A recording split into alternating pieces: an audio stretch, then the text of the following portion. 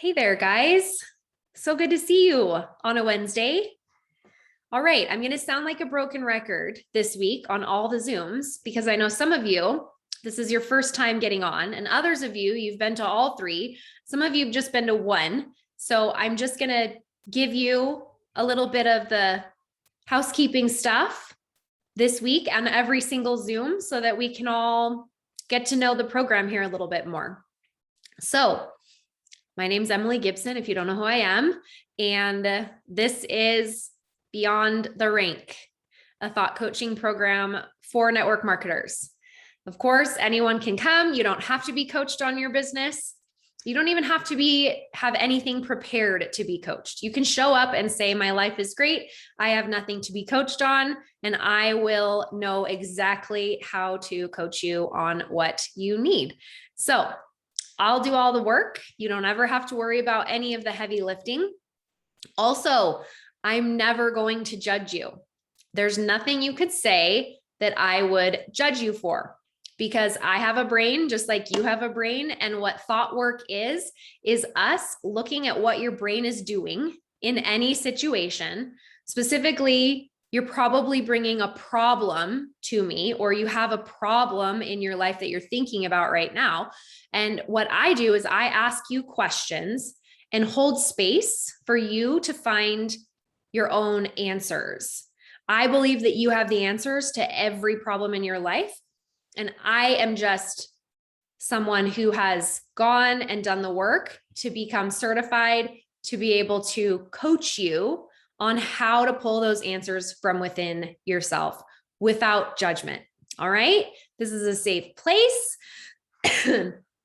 Obviously, these calls are recorded. Those of you who are being coached, we are just rooting for you to be authentically you and have vulnerability so that not only can you learn from yourself, but everyone on here can learn from you as well. Because one of the most amazing things that happens through listening to someone else be coached, even if you don't have the same situation as them, or they're not even talking about something you're dealing with, somehow it magically helps the problem in your life, and you'll have these aha moments, or you'll have nothing come from it, but you'll just love seeing the person being coached transform and look at what their brain is doing. So I'm so excited because thought work in this way is getting to the root issue of everything you're dealing with in your brain, right? So passionate about getting to root healing, and this is root healing for your brain. So we are going to start with Meg today. She's going to lead us off. And again, if Monica doesn't come, then that means that one of you will have the opportunity to raise your hand and I will coach you instead. All right. Okay, Meg, you can unmute yourself. Hey there. How are you? Long time no see. I know. I'm loving your pool. Thank you. Me too. It's like thunder and lightning outside today. So my kids are feeling a little bit bummed, but I told them it'll be 100 by Saturday and it'll be fine. Okay. Even when it's cold, so it's fine. Exactly. You know, you get it. All right, Meg, what can I do for you today? I mean, like you said, I'm pretty sure I already know my problems, and I'm pretty sure I already know the answer on how to solve my problems, but it's just good to talk them out with someone else, you know? I think that my biggest problem is I hate photography, which is like my normal job, right? I would love to quit photography and just do just my Plexus business, but I'm living in scarcity mode because photography is so easy for me. I could literally like hop on any social media outlet right now and be like, I have an opening. Who wants to do a photo shoot tonight? And I'll have 10 people be like, ooh, me. So I know that I can make a quick, couple $100 on a photo shoot in one day to pay for whatever I needed to pay for. And so it's just so easy. But I don't want to do it because it really is so time consuming. And I don't know, just don't really have the passion for it anymore. It was always fun to do, but it was kind of, I have 4 kids too. It was always something that I could do when the kids like with having kids at home. I could fit in editing when they were napping or at nighttime or, early mornings or just whatever. I could kind of squeeze in, and photo shoots are always nights or weekends because that's when people can do them. So it just worked really well with like being a stay-at-home mom. Mhm. But I just don't want to do it anymore. But I just don't know how to get out of it. And it's because I have that scarcity mindset where I'm just like afraid that if I don't do it, like, how will I pay my bills, What's the answer to that? Well, sign more people, right? Work harder. I don't know. Mhm. So Okay. So when's the last time that you thought, I just don't want to do it anymore? today, When? Every day. When? Like what happened that made you think I don't want to do it anymore? Did you have a booking? Did you need money? Like what was it that triggered you to think I just don't want to do it anymore? I mean, I don't know if it's like one specific thing as much as just like the industry has changed so much with amazing iPhones and things. Like people really devalue like what I do now because they're like, well, I can just take that picture on my phone. Or like when you're taking photos of like a senior and the mom and stuff is taking pictures behind you and they pay your session fee, but then they never order pictures because they just took all the same, you know what I mean? Like they just took all the same pictures on their phone and they're like, oh, we don't want to pay you for that stuff. So it just kind of just gets really, like just puts a bad taste in your mouth when you do that kind of stuff. Did something like that happen today where you saw that happen or you booked a session recently or? Oh, I had someone request like they wanted information on a senior session. Today? Yeah, this morning. And she's like, oh, because like our sunflowers are coming up, which is really big in Kansas to do these sunflower pictures. And so the thing is they send me all these Pinterest pictures, like, oh, I want this. Oh, I want this. Can you do this? And it's kind of like, I understand that they're being appreciated, like they're trying to like show me what they want. And I appreciate that. But at the same time, it just takes a lot of like your artistic creativity away, which photography is a very artistic like form. And it's kind of like, well, if you don't like my style, then pick someone else. There's a million photographers. So it just feels very like, okay, well, this person doesn't actually, want like what I do. They just want someone who can do what they want. Mhm. And so it gets really just not fun. It's just not fun anymore. So today, when this prospective client requested a senior session from you, what was your first thought? Ugh. That exact thought was ugh. But obviously, my story with my hands, I couldn't do any work in July or August. So it was, ugh, I don't want to do this, but I have to because I haven't worked the last 2 months. So I need to because like I need to, Christmas money is coming up and stuff like that. So you thought, I don't want to do this, but I have to Yes. because Christmas Yes. is coming up. I'm an early shopper. And then what was your feeling, one word emotion that happened when you thought, I just don't want to do this, but I have to because Christmas is coming up? Annoyance. Like stuck. Which one? Annoyed or stuck? Annoyed that I felt stuck. If you had to pick one emotion that you were feeling in that moment, which one would be more prevalent? I mean, aren't they kind of the same? I don't know. I mean, I guess just stuck. Just feeling stuck that I have to do it. Mm-hmm. And when you feel stuck, what did you do? Begrudgingly email her back. Okay, emailed her back. And said what? Just the typical, this is what a session is. I'm always open for ideas. We can definitely try to incorporate some of them, but, I also have my own style. So, I'm sure you'll be pleased with what I create for you and your daughter. So emailed her back with pricing and sort of gave some boundaries, but it's a little unclear, maybe a little passive aggressive boundaries. Yes. Okay. And gave some passive, we'll say passive boundaries. Okay. What else did you do when you felt stuck? I mean, that's it, you know, What did you not do? I didn't tell her no. Okay. Didn't tell her no. Anything else you didn't do?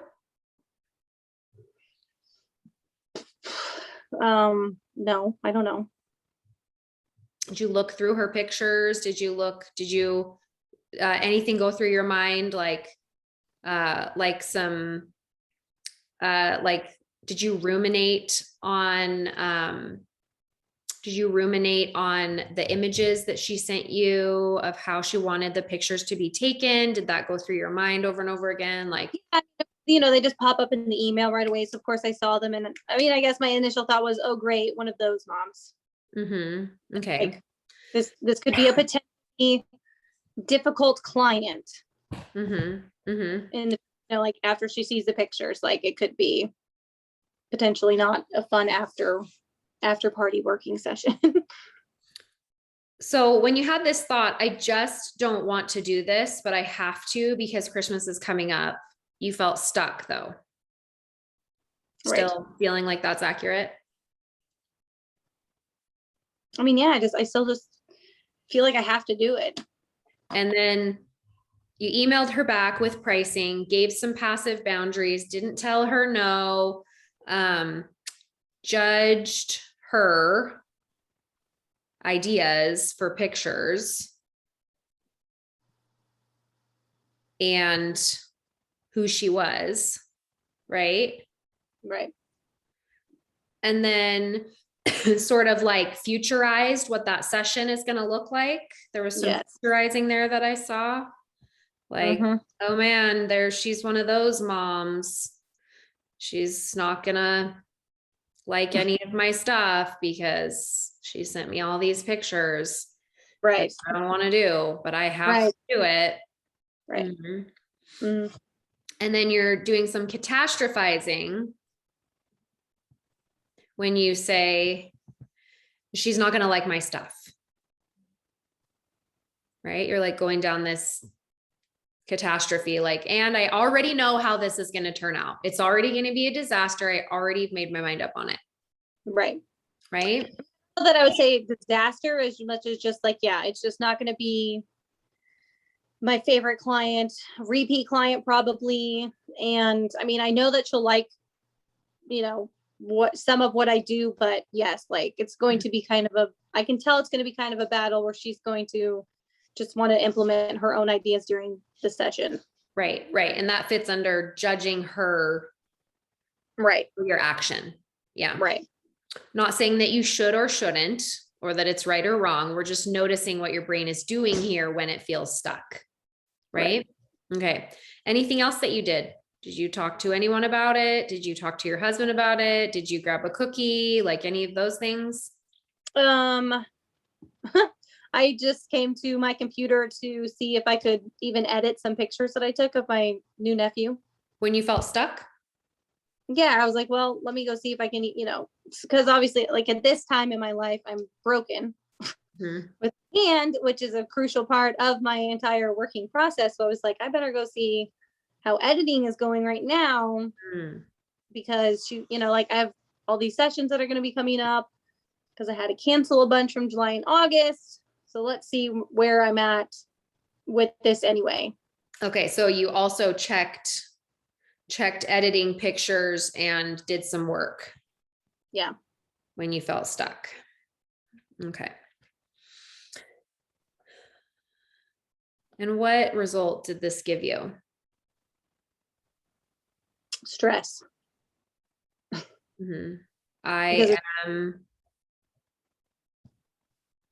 Because my hand is not really ready. But when you think, I don't want to do this, but I have to because Christmas is coming up and you feel stuck, and then you email her back with pricing, give her some boundaries, didn't tell her no, judged her ideas for pictures and who she was, futurized, catastrophized, checked editing pics and did some work. Your result for you is I am stressed, or I'm not enjoying my work. Right? Right. I am not enjoying my work. What do you think about that? It makes me then downward spiral again to where I'm like, I don't want to do it. Like, I want to do plexus instead, like I want to not be doing this. Yeah. It's like, do you see that you're choosing the thought, I don't want to do this, but I have to because Christmas is coming up? Yeah. The word have to, I want to sort of like focus in on here for a minute. Do you have to do this? I mean, for myself, yes. Why? I like to work. Mm-hmm. Like, I like to be doing something. Being a stay-at-home mom was not really like what I ever wanted to do. My mom was a stay-at-home mom. Mm-hmm. And not that there's anything wrong with it. It just wasn't ever like my dream in life, and it's now what I've been doing for 14 years. So, I mean, before I did enjoy photography, but again, I felt like it was something to kind of get me out of the house. But now it's just like a hindrance, What's the difference between now and then?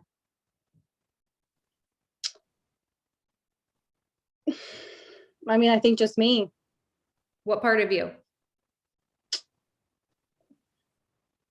You're gonna like make me emotional. I believe what's happening right now. I think I was super young when we had our kids, like 21. And so it just kind of felt like, I don't know. I was super young. I didn't know who I was like as a person. But now I do. And it's not what I want in life anymore. So what changed? I honestly, plexus, opening my eyes to like possibilities.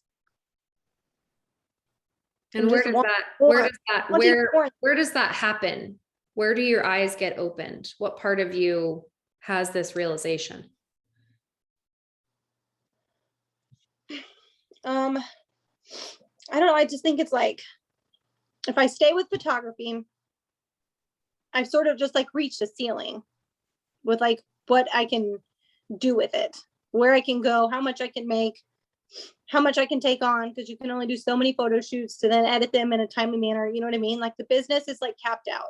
I have a great, I'm very successful with it, but it's still just like capped. So if I stay there, our life stays the same. And it's not a bad life, but it's just, it's comfortable, but it's not what I want. We can't take family trips. My husband still works like an extra job. And it's just, it's a fine life. It's just not what I want. I just want more. Mm-hmm. And I want to go back to this thought. I don't want to do this, but I have to.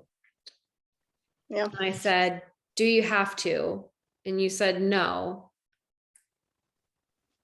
What happens if you don't have to do this? You can't have the life you want. Is that what you said? Yeah. It's like my money that I bring in is like what we use for all of like the extra fun stuff. Mm-hmm. You know what I mean? So going out. You have to work? I feel like I have to, yeah. Why? I don't know. I just do. Why? I guess I just want to. Look at the difference in the word there. If your thought said, I don't want to do this, but I have to, versus I want to do this because Christmas is coming up. Yeah, I get that. I don't want to do this, but I have to. That one feels like really heavy. Like, oh my gosh, I'm such a victim. Right. Right? I have to do this. Like, my hands are tied, behind my back. I'm being forced to do this job that I hate. It's not what I used to do. I used to love it when I was younger, but now I've changed and I don't love it anymore. And I don't love the industry, and iPhones have ruined it, and da da da da da. We have all this evidence that we've collected around why we don't want to do this anymore. And I have to do this.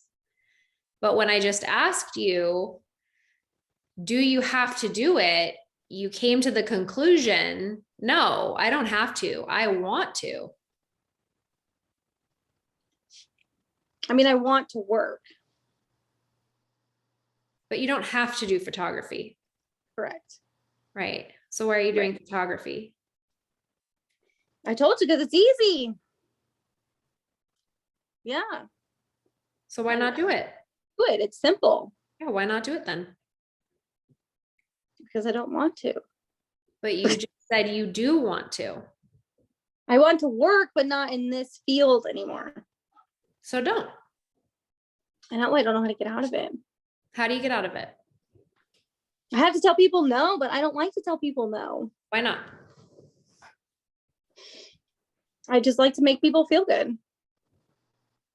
What other ways can you make people feel good?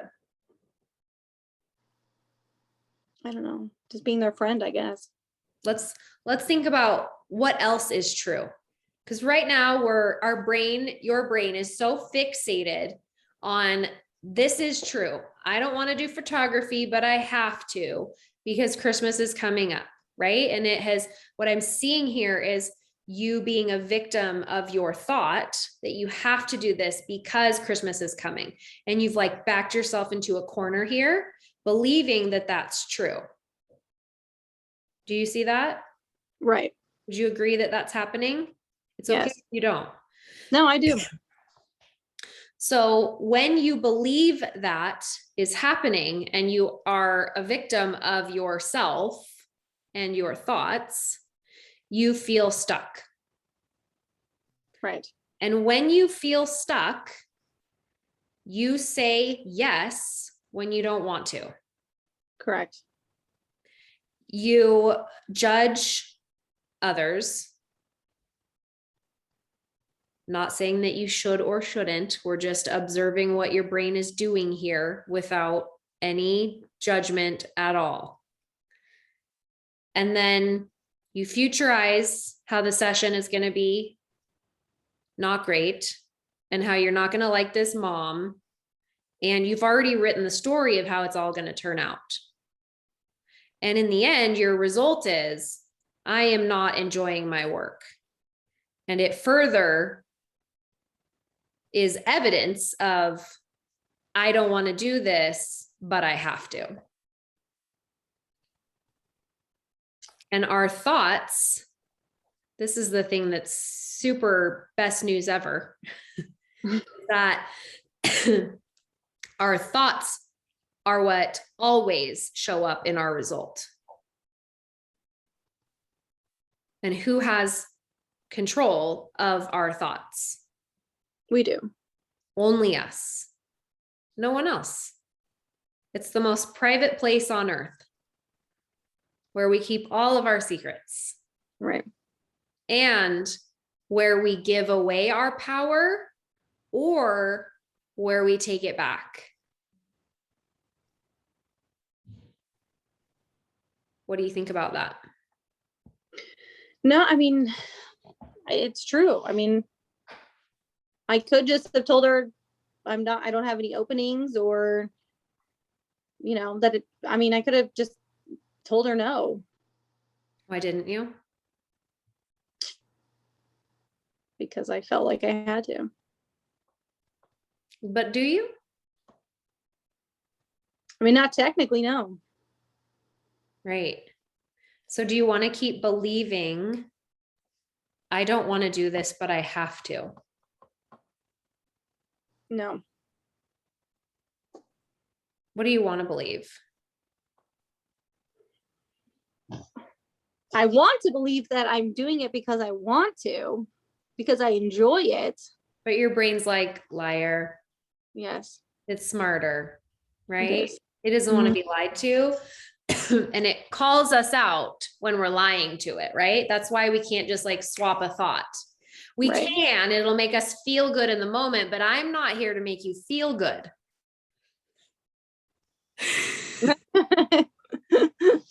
Yeah.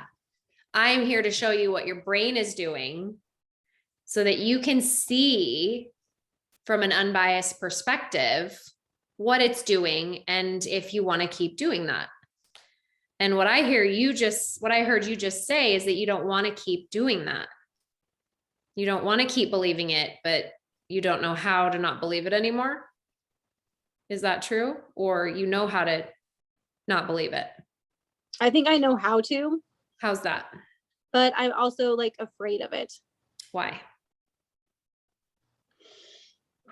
I mean, so many things, you know, like I don't want to upset people. I don't like telling people no because I don't like upsetting them. What if you said to someone no and they were upset? What would happen to you? I mean, I would feel bad. Okay. So that's the worst thing that could happen. Right. Okay. So I just want to teach you about emotions really quickly because this was completely eye-opening for me. Yeah, it's a good point. But you're feeling badly right now. Right. You're Yeah. already in worst case scenario right now. Right. And this is what I want to teach you about emotions. Most often, the worst thing that could ever happen to us is we feel negative emotion. And all emotion is a vibration inside of our body. That's it. And our primitive brain is like, abort, abort, abort, get me out of here. I don't like how this feels. We need to go do something else, like edit pictures and just tell her yes when we want to say no. And judge her and think about how awful this is going to be. Because your primitive brain is just confused about what's going to make it die. It thinks this vibration inside of your body, this negative emotion, is a threat to you, right? Right. One of the skills that I taught last night on our call yesterday was sometimes when my brain is talking to me, I have to interrupt it. And I say, shh, just hang on. Just 1 second. Just wait right there. Just stay there. Hold on. I just need a minute. Right. Because it's saying, I don't want to do this, but I have to. And you can go, shh, shh, shh, shh. I want to do this because I want money for Christmas. And be honest with yourself. Right. Because right now you're not being honest with yourself. You're telling yourself, I don't want to do this, but I have to. But that's not true. Because when I asked you about it, I said, do you have to? You said, no. I said, why? Then finally you came to the conclusion, because I want to. Yeah. Right? So this thought of I don't want to, but I have to, is it serving you? No. Because what's the result it's giving you every time? Yeah. A bad mood and a bad attitude. I'm not enjoying my work. Right. And in your mind, you're like, yep, that's why we have to quit photography because we hate it. So we just have to change the circumstance. We got to get ourselves out of photography. Maybe only you know the answer to that. Right. But what I was trying to point out to you earlier is what's the difference between why you loved it in your early 20s and why you don't like it now? What's the only difference? I mean, just me. What about you? I just like I said, I just grew as a person. It just doesn't like. Where do we grow as a person? I In mean, our arms, in our legs, our nose? Where do we grow as a person? right, just like in my head and in my heart. In your head. Where in your head? My feelings, I guess. I don't know. My whole head. Where do our feelings come from? Our heart, right? I don't know. Our thoughts. No. The only difference between why you loved it then and why you don't like it now are your thoughts about it. Right. That's it.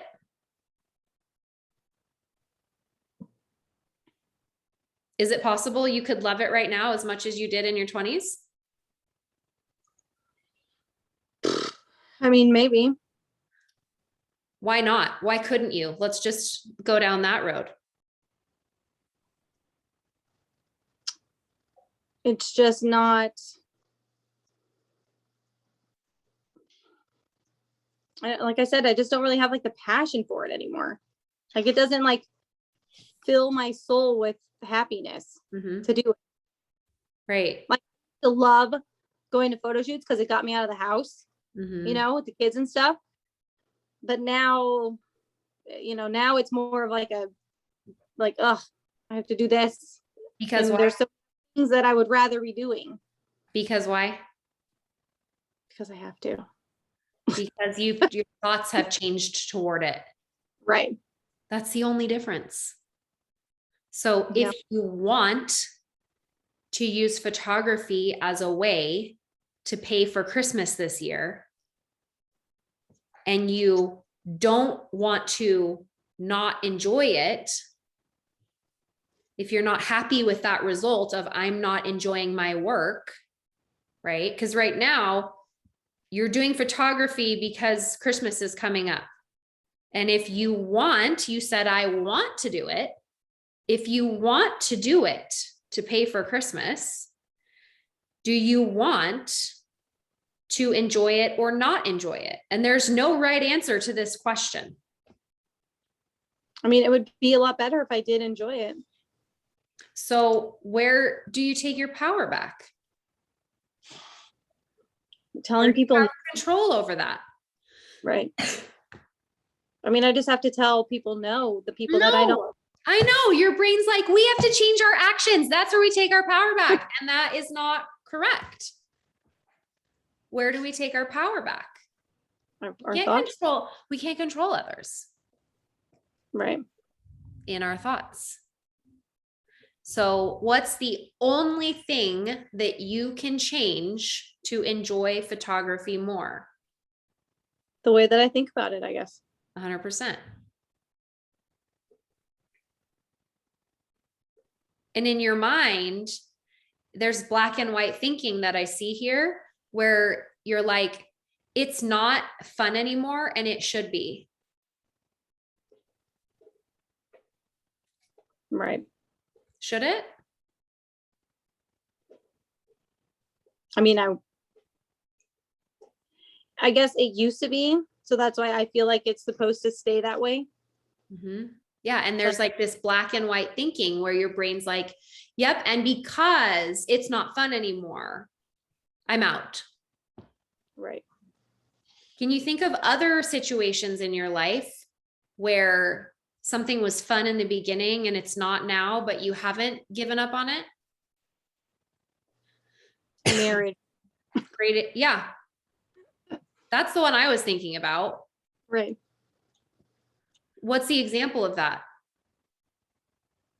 I mean, every aspect of marriage, you know, the honeymoon phase is over.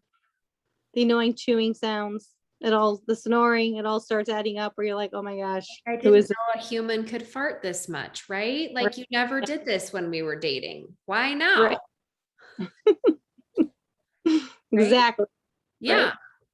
So is it possible that your photography business is just 20 years into marriage here? I mean, yes, that definitely has some aspects of it. Yeah. Now, again, I'm not saying you should or shouldn't keep doing photography. Only you know the answer to that. Right. But what I'm pointing out is that right now, what your brain is doing is it's saying photography is the problem in my life, and it's not. Right. Your thought about photography is what's causing you to not enjoy your life, your work. Do you see that? Yep. I see it. Do you see that in other areas of your life where you think it's the problem? I mean, not really. Because one of the things that you said is you were like, yeah, I want to just do Plexus, but I can't.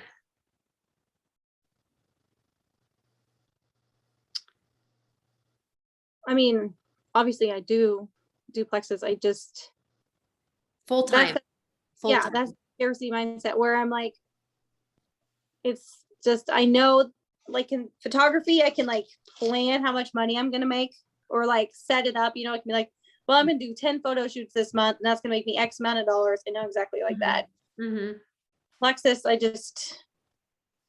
feel like I can't determine an exact amount every single month, so that's like hard for me to wrap my head around. Is that true? No. Just a thought. But right now you're believing both of them. Right. Right. And if we put it into a model, this is advanced coaching that you're getting into. All right. We have a model on top of a model here. And what I mean by that is the CTFAR, right? Every single thought has its own model in your brain. The 40,000 thoughts that you have a day, you're running 40,000 models in your brain all day long, and you don't even realize it. We don't realize it. We all do this. Everyone watching this, listening to this, 40,000 thoughts on average. And that means there's 40,000 models going on all at the same time. And that's why sometimes we go, I'm just so exhausted by my life right now.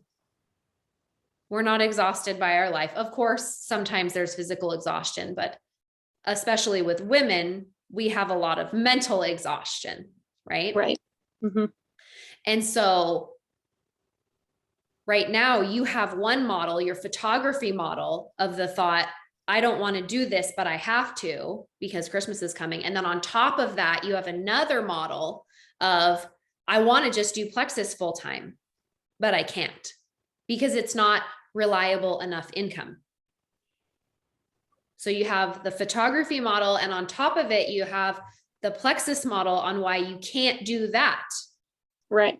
And in both situations, you're a victim of your thought. Right. Right? I know. Right? It's terrible. Fix me. You are going to fix you because you have the choice to believe these two thoughts or challenge yourself on them. You can challenge yourself. You can say, do I want to believe that anymore? Do I want to keep believing that Plexus money is not consistent? And the reason why I know that's just a thought and it's not the circumstance that your brain thinks it is right now is because when I went to buy my house, and I know your brain's like, but you make more than me. Just stay with me and pretend like we make the same amount of money, okay? The lender said to me, you look like you're on salary. I've never seen this before in network marketing. Right?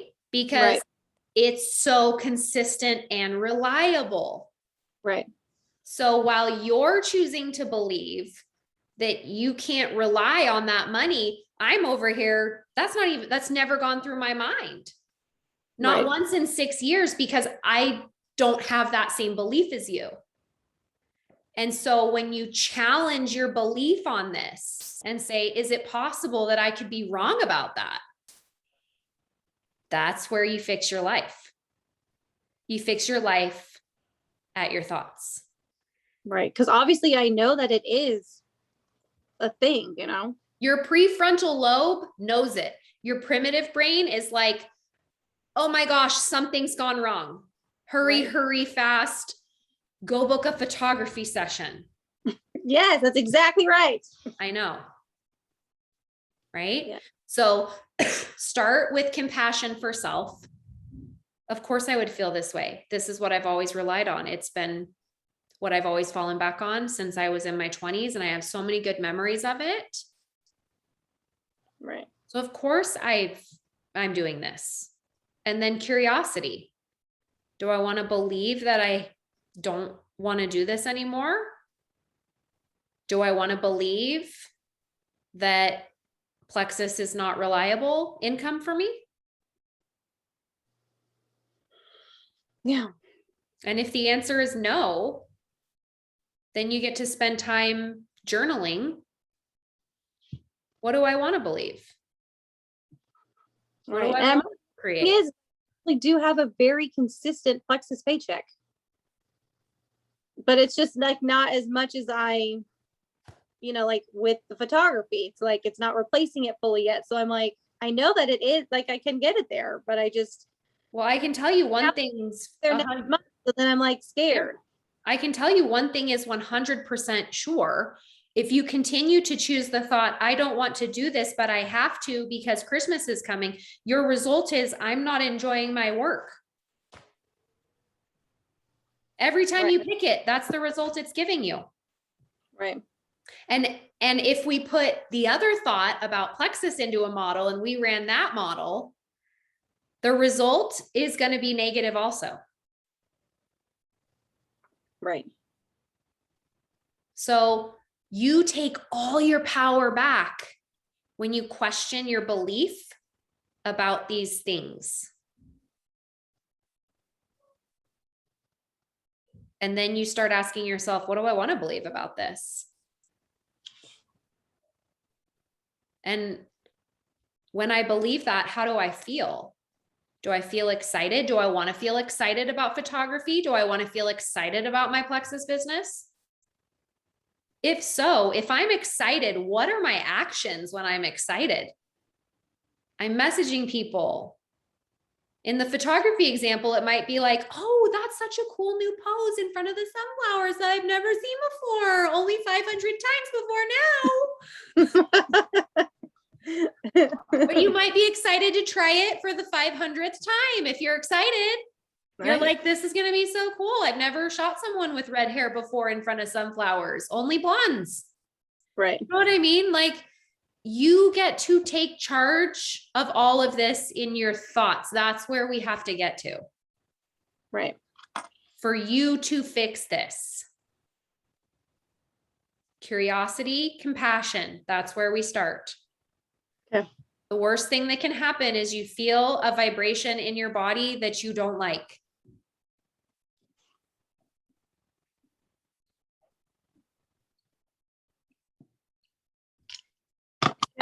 Probably won't kill you. I know that. And then we can work on, I don't want to tell people no another day. Right? Because then we can dive into all of that. You can dive into that and self-coach yourself. You can say, my thought is, I don't like to tell people no. I don't like to upset people. I mean, I've baby stepping that. I have been baby stepping that. So I'm getting better because yes, but I used to do asking all yourself sessions and now certain ones. So it's like I'm baby stepping into it. Right, exactly. You're showing up, you're baby stepping, you're doing those things. But again, this is why I am a huge believer. I do thought coaching on myself every day for minimum of 15 minutes. I just try to get a full model for myself. What's the circumstance that's neutral, no opinions or emotion in it? Then what's my thought about it? Then what's my feeling? Where is it in my body? Is it fast or slow? What color is it? What actions do I take or not take when I feel that way? And what is my result? There's one thing that happened in my life over the last couple of months, and I ran like 100 models on it. And I'm not exaggerating. And in my result line every time was, I hurt me. And then finally, after seeing it 100 times, I was like, well, that's the stupidest thing I've ever seen. I'm sick of seeing it in my result line. Right. And if you're wondering, how does Emily know how to ask like the perfect question? Because I thought coach myself all the time. Right? So thought coach yourself, learn how to do it by coming to these, listening to the replay, all that, right? And then thought coach yourself. And then when you come to coaching next time, you can be like, I put it into the model. This is where I don't know where to go next. Like, you know what I mean? Like, Yeah. it's endless. All right, Meg, Right. you are so awesome. Thanks I'm a for mess. allowing me to coach you today. Yes. Thank Okay, you. I'm going to put you back now. Okay. Okay, is Monica here? If Monica is here, will you raise your hand? Monica Connolly, are you here? Raise your hand if you're here.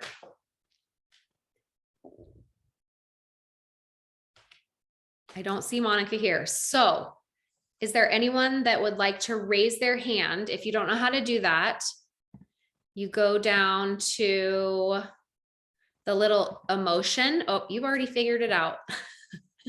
Okay. Kara, I saw your hand go up first.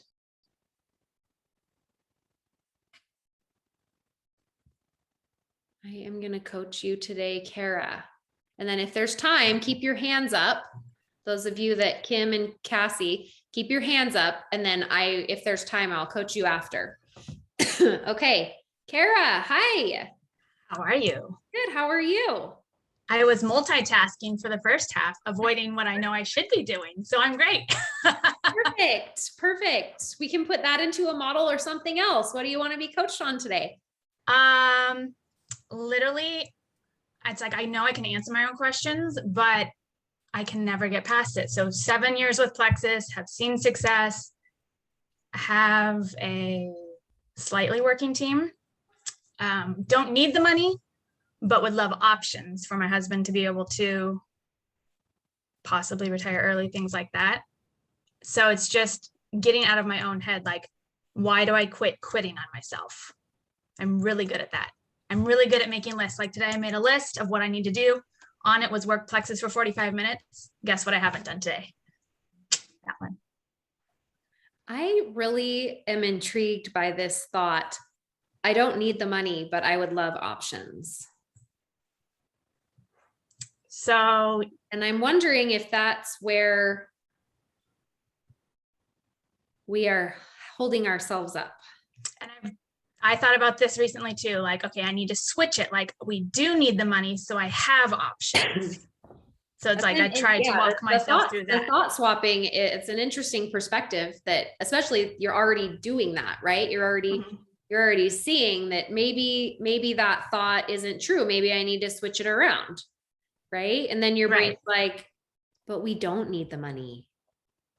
I mean, everybody can, that's why I tell myself, like, that's the stupidest thing to ever say. Everybody can always use more money. We go on vacations all the time. We could go on more vacations, right? Like, yeah. It's just, I think that's my excuse of one of the reasons why, like when things get hard or you just get that like burnt out feeling, that's the easy escape route, right? Mm-hmm. It's a good reason. But like, that's the one that I try and pound out of my head and I'm for 7 years. Is it a good reason? It's a horrible reason. Okay. So we're seeing, okay, let's back it up for a minute. When's the last time you thought, I don't need the money, but would love options? Something happened recently where you thought that, where you went to that, you said you go to that as an excuse. Can you give me an example of a time where you've gone to that thought as an excuse? I feel like when I'm doing goal setting for myself, like almost limiting. When's the last time you did that? Legit goal setting, probably 2 months ago. So you haven't had this thought in 2 months? I haven't been working my business.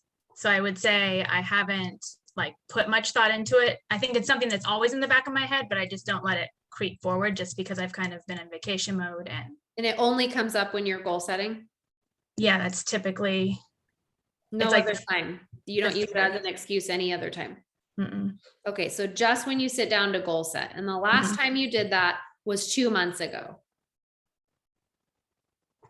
Yes? Yeah. Okay, so goal setting 2 months ago is our circumstance. That's our C line. Okay, when I talk about the model, CTFAR, we want to get something neutral. Okay. Right? And I don't entirely believe that this is a neutral circumstance for you with goal setting in it, because I think goal setting is negative to you. So for it to be even more neutral for you, I might just put 2 months ago. Okay. That's pretty neutral, right? No feelings. That's very neutral. I mean, I could go look at my calendar and see what was going on in life 2 months ago, but yeah, super neutral. So, but we all know you're talking about this specific goal setting thing that happened 2 months ago. You sat down to do your goals 2 months ago, and you had this thought, I don't need the money, but would love options. Mhm. And what did you do when you sat down to do your goal setting and you thought, I don't need the money, but would, what did you feel when you thought, I don't need the money, but would love options? it's like it's the struggle between pushing for Ruby and mapping that out Mhm. and seeing like, okay, I know I could do this, but then I always revert back to, because it's me and one other runner, how are we going to make this happen? And then that's the thought that comes through, like, it's not a big deal, like you don't need the money type of a thing. And then you feel what emotion? Like I can't even do it. Like, that's just give up. Don't even try. Emotion is a one word feeling. Loser. That is a thought. Can you guys hear the thunder outside? It is a monsoon out there and I love it. Okay. So loser is a thought that you're having about yourself, and we're probably not then sad right now. Sad. But when you think, I want you to go back to this moment. You told me the story very clearly. You said, like, you have had this model in your mind. You're running this model so frequently. You can tell me everything about it. You're like, I have this one girl and it's just my one runner. And I think about going for Ruby, and then this happens, and then this happens. And then I have this thought. It's like a memorized model for you. You know it so well, like the back of your hand, right? And I think, I don't need the money, but would love options. And then you feel what? Sad. I don't know if you do. We can put it down. But does it give you any relief? I guess it's like the escape, right? Like, because I always feel like I give up on myself too easily. Like, just why bother trying? Just like, basically like predicting, just what you said earlier, like predicting the negative future, right? Like, those are just thoughts, right? You don't know the future, but then it's like, well, I don't do anything, so then I'm indefinitely predicting the future, because if you don't work, like, nothing's going to happen. If you're using the thought, I don't need the money, but would love option as an excuse out, my guess is that you're not experiencing a negative emotion when you think it. You might be, and please tell me if I'm wrong. But what I'm wondering is if you're experiencing relief in that moment. And if you're not, tell me. If you're like, nope, you're wrong, I feel sad, please tell me that. I just want to question you on it for a minute. I mean, I wouldn't say it gives me a sense of relief. I think I just go to like mapping things out and painting like the beautiful picture like you and Brooke have taught in literally every training ever. And then looking at it and just feeling like that's not even possible. Like, in the 7 years, like, I have not been able to accomplish this. So why would it be any different now? So I don't need the money anyway. Right. And then you feel still thinking sad is what you feel there? I don't know that sad necessarily is the right one, but it's like almost like hopeless. Like, hopeless. I don't know what to do differently. Like, I think I do because I've been through so many trainings, right? I know what to do, but I choose not to do it, because when I do take the actions, it's like, you don't see the fruit of, I think I just quit too early on myself. Okay. And so when you feel hopeless, what do? Like that day, you had the goal setting 2 months ago, you go through the whole thing, mapping out Ruby, you think, I don't need the money, but would love options. You feel hopeless. And then what did you do from that place of feeling hopeless? I will typically work. Do you remember Like what I- you did that day? Let's look back 2 months and see what we did. I'm Okay, interested June. to know, it probably isn't something that you've journaled though. It's like little things, like I bit my nails off, or I went to get an ice cream, or I ordered Uber Eats, or I did a post on Facebook when I was feeling hopeless. Like what I'm interested in is what actions are you taking when you feel hopeless?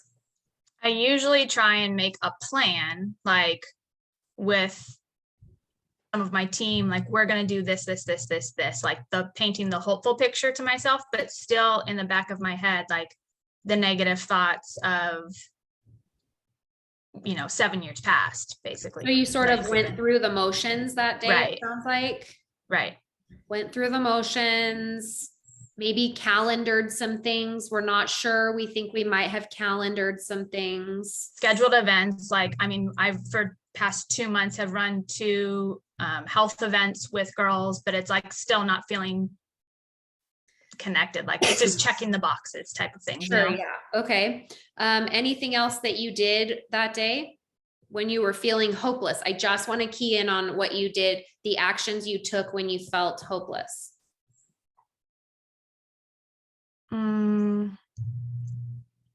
Lists are my usual go-to. So maybe And- made some lists, Mhm. possible. Anything you didn't do or that you avoided when you felt hopeless? Probably avoided like doing the things like messaging people, or like consistency is always It my- sounds like you messaged your team because you were checking the boxes, but avoided messaging new. potentials and stuff like that. Okay, so avoided messaging potentials. Did you avoid posting on social media that day, or did you do a post? I very well could have posted. Possible. Right. Is it something you typically avoid when you're feeling hopeless? Yeah. Because this is what I used to do. When I was feeling hopeless in my business a few years ago, I would go and I'd do my makeup. My gosh. That was a loud one. I would go and I would do my makeup on Instagram and I would show everyone where to buy it all. That's what I did when I felt hopeless. And then I would go and I would buy things on the Jane.com app. I'd like buy a whole new wardrobe when I felt hopeless. So I'm posting, but I was like trying to avoid hopeless by like, oh, I'll do my makeup, then I'll feel pretty. Mhm. Oh, I'll share my makeup, then maybe others will like me for that. And then I'll feel better. Right. So I'm like trying to get out of this negative emotion by doing those Mhm. things. Right. So do you avoid posting about Plexus, or you don't avoid posting about Plexus, or you post about other things? I think like even lately, I've just struggled, like even just personally being present on social media. Like we went on vacation, we go on vacation a lot. And Uh-huh. usually that's something that I like to highlight, very much like your makeup, like that will attract, a certain type of people or whatever. Mhm. But last week, I didn't even put a single thing about being on vacation, nor anything about Plexus. Okay. And that day when you thought, I don't need the money, but would love options, and you felt hopeless and you went through the motions, you calendared, you scheduled events, you made lists, you avoided messaging potentials, you avoided posting and being present. What was your result from all of that? What came from that? I probably worked for a couple of days, took part in like, we have an accountability group, probably did the things that I needed to do to stay in there, like minimum requirements. Mhm.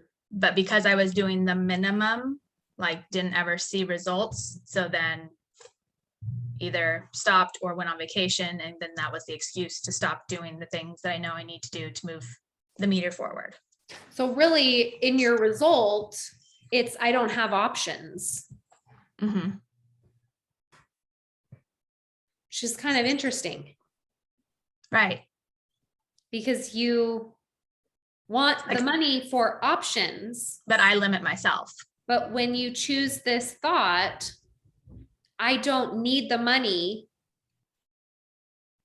your result is, I don't have options, Mm-hmm.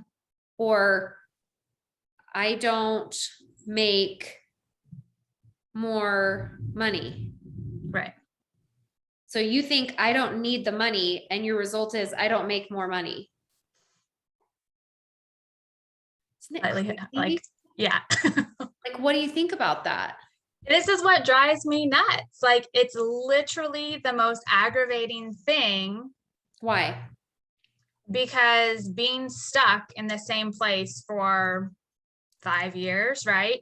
Mhm. And I tell myself the positive things, like I'm super blessed to have the team that I have, and so many people would love to be in the position that I'm in, blah, blah, blah, blah, blah, like the positive talk, right?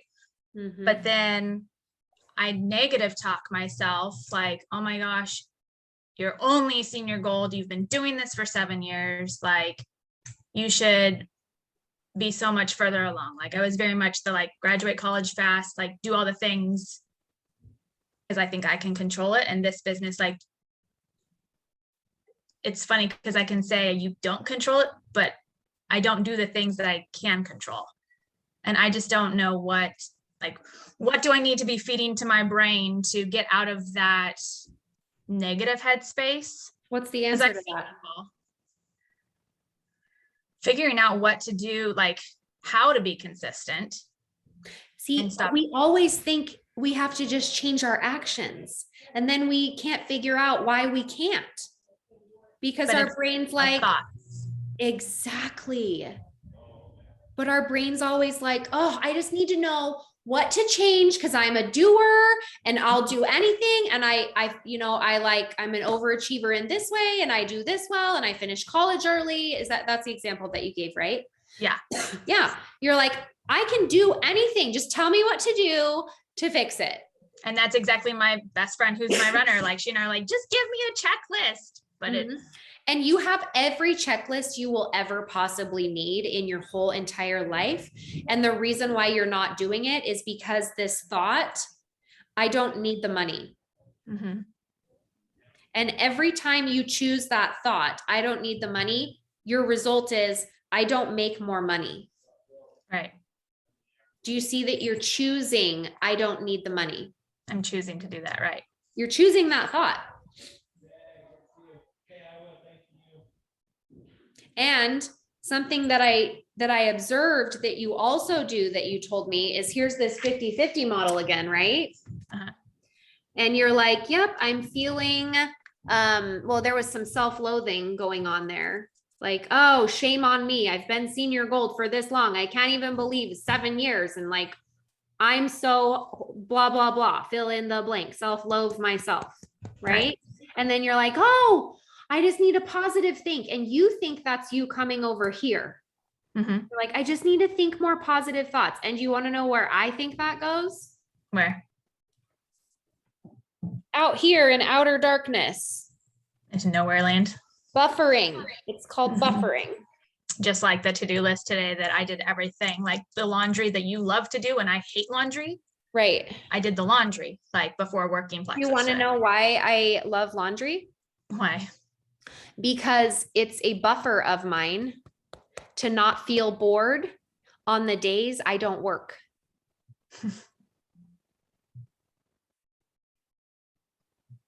Yep, did that today. Had both sets of washers and dryers running, like everything is done Mhm. because I didn't want to. I put toxic positivity out here in buffering for you. Because when you're feeling hopeless and you start self-loathing, your brain goes, yep, we just need to be more positive. We can't feel this. We need to feel this. You just need to think more positively, and then this will go away. Mhm. But this is going to be here 50% of the time. Maybe not this exact emotion. Sometimes it'll be self-loathing. Sometimes it'll be hopeless. Sometimes it'll be sad. Sometimes it'll be despair, betrayal, fill in the blank. Mhm.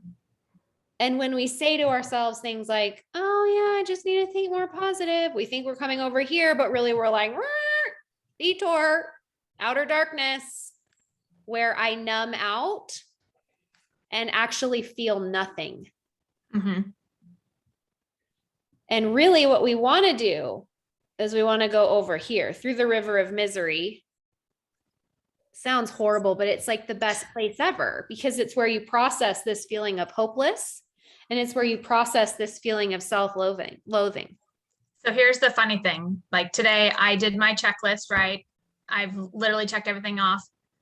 Still haven't worked plexus and haven't for the last while. Went to go get my eyebrows waxed. And of course, like it comes up, oh, I work from home. And it's like, I had the thought of like, oh my gosh, I so love doing this. I love talking to people. Like she knew what the pink drink was. But then I still came home, and rather than like tapping into that, like, I love what I get to do and doing more plexus, like I went back to everything else on the stupid list. Yeah, kind of fascinating how we do that, right? Yeah.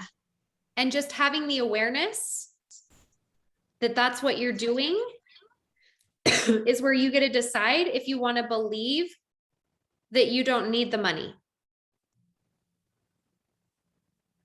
Isn't that a lame excuse? I don't know if judging ourselves is going to serve us here. Mhm. Right? Because we can be Right. like, oh, am I so lame? Just tell me, Emily, like, just tell me I'm lame. Just like, let me know. Then I can just like go back to self-loathing, and I can just know like I'm lame, and I don't even know what business I have being here. It feels like it sort of feels like that is useful. Right. But is it? No, it's not going to like do anything to help. There's no upside. Right. So asking that question, is this lame? No upside. Right. It's you ask your brain a question, it's always going to answer it. And usually it's not going to answer it in a productive way. Correct. Right? It's like, oh my gosh, that girl said that I am a bragger on social media. Is she right? Yeah. Totally. You guys see my Missy, the bangs? She's coming out again tonight. Getting her ready after this. Gonna do a new one. When we ask ourselves questions like that, it doesn't serve.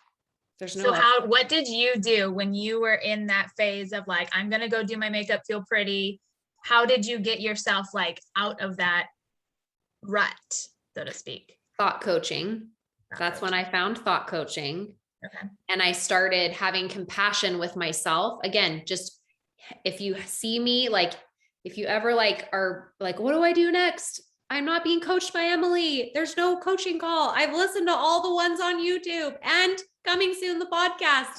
I've listened to them all. And what do I do? What do I do? What do I do? Just remember, start with compassion and then curiosity of self. So first of all, compassion to self. Yeah, I have totally believed that I don't need the money for a really long time. So it's no wonder that I keep using that as an excuse. But is it true that you don't need the money? No. You have all the money in the world. No, everybody can use more money. My favorite quote is my husband, he used to do home health physical therapy. Now he does private pay, high profile clients.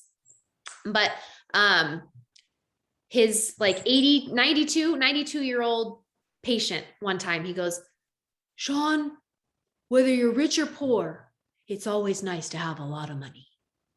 And we laugh about that. I say it all the time to people, you know? And because it's true, I believe it's true. Because I've been rich, I've been poor. And both times I would like more money.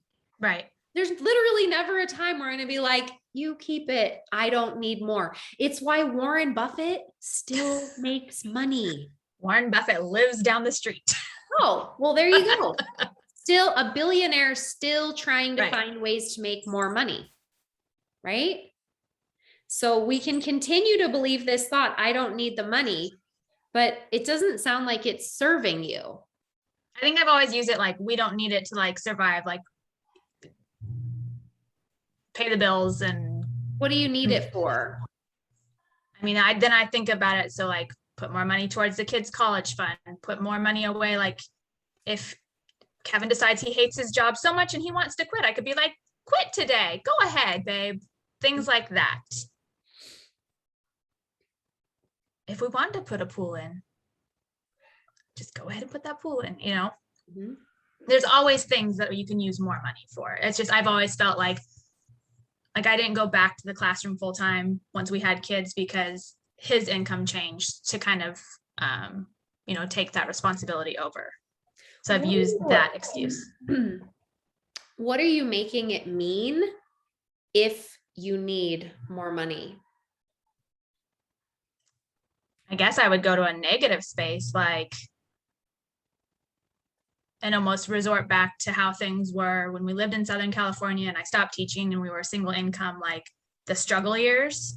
I would probably revert back to like putting some sort of a negative.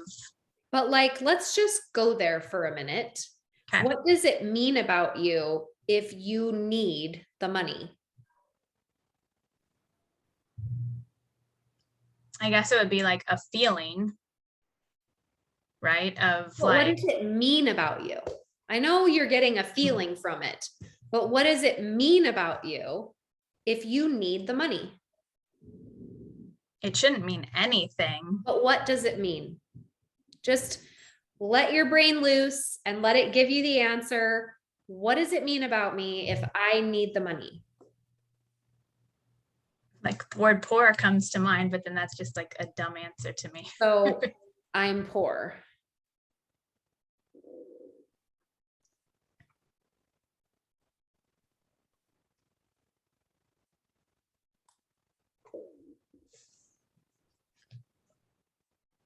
Do you want to believe that you don't need the money?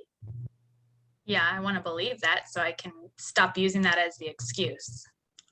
And we just identified that the reason you are believing that I don't need the money, because if you allow yourself to believe I need the money, then you're making it mean that you're poor. And that's the farthest thing from the truth. Is it bad? I think money is like a whole, like, Is it bad to be poor? no, Is it you don't bad have to as be many poor? options.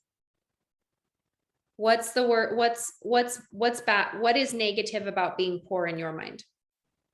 Just no options. Mhm.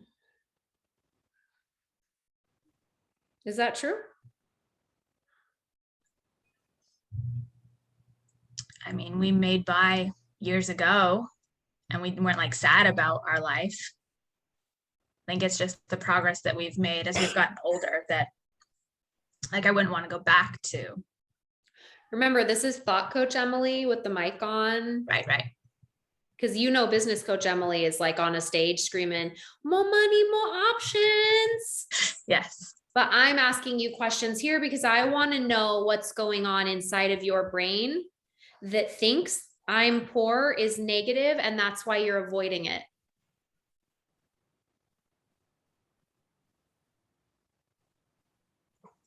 I guess I just always equate like with our ranks comes more money, right? And while the money's nice, it's almost like the feeling of success that like I desire more than the money. So I guess I try and like almost take the financial aspect out of it because I could care less like what the next rank bonus is and all of that and how much my paycheck will go. It'll be more of like the ego, right? Like that I accomplished it, Mhm.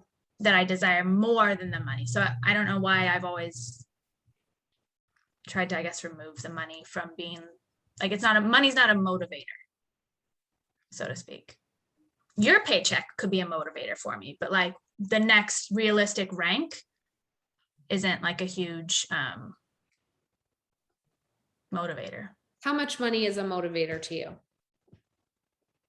Like to actually work. Mhm. If I could next month make $3,500, like I could be like, oh, okay, let's do that. $5,000, $10,000. What amount of money is not motivating to you? Almost like the consistency paid, like the paycheck that I've gotten for the last 5, 6, 7 years. Is how much? Do you mind me asking? Just Like for seven, example. it ranges from like $750 to $1,200, just depending on Okay. points. So let me just show you what your brain is doing here. Okay. Mhm. I'm not motivated by money when it's $750 to $1,200. But I am motivated by money when it's $3,500. So there's some inconsistency here and there's some lying to yourself here. Mhm. Again, I don't need the money. But you're like, but if it was 3,500, then I need it and I want it and I'm motivated by it. It's almost like I look at that and it's like I feel like I can do more with it. Cause that $700 to $1,200, like, covers the products, pays some bills, and then it's like, okay, that's gone. It doesn't matter how much money you make.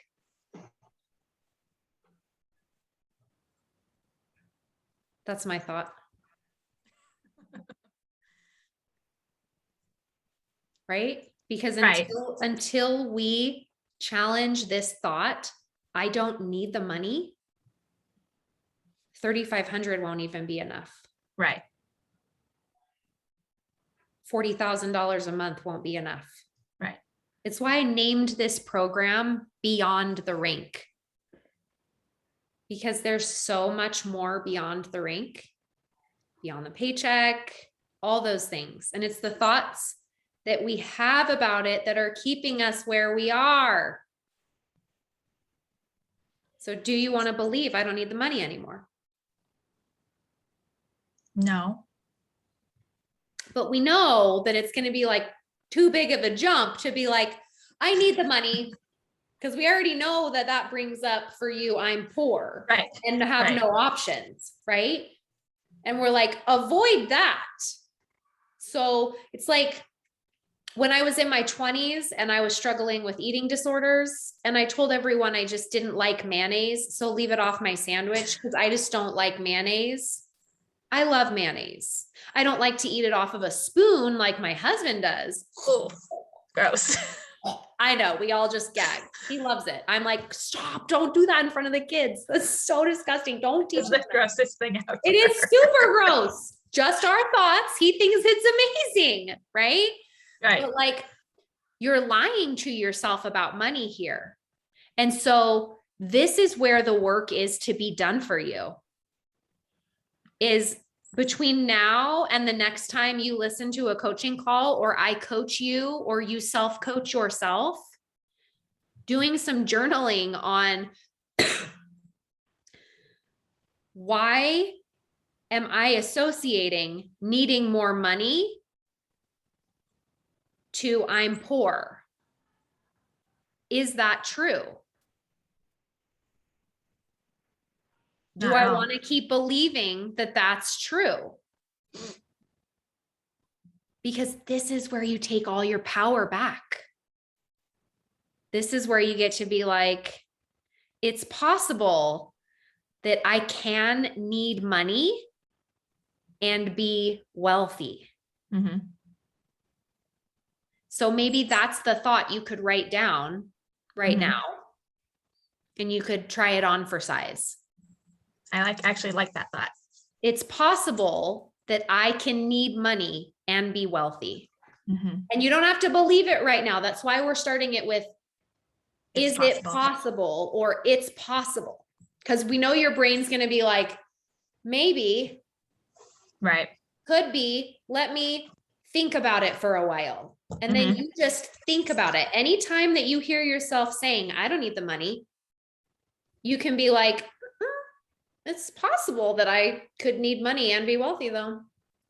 Could be. Right? That's where it starts.